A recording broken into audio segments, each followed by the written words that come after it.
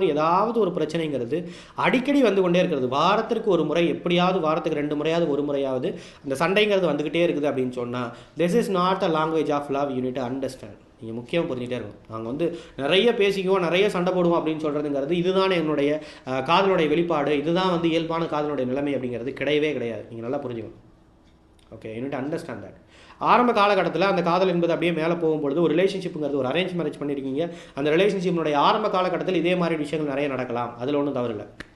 But ஒரு அதிகபட்சமாக ஒரு 3 to 6 மந்த்துக்கு அப்புறம் ஒரு அண்டர்ஸ்டாண்டிங்குள்ளே வரும் பொழுது சிறு சிறு விஷயங்களுக்காக சண்டை போட்டுக்கொள்ளக்கூடிய ஒரு சுபாவம் என்பது கொஞ்சம் கொஞ்சமாக மறைஞ்சிரும்.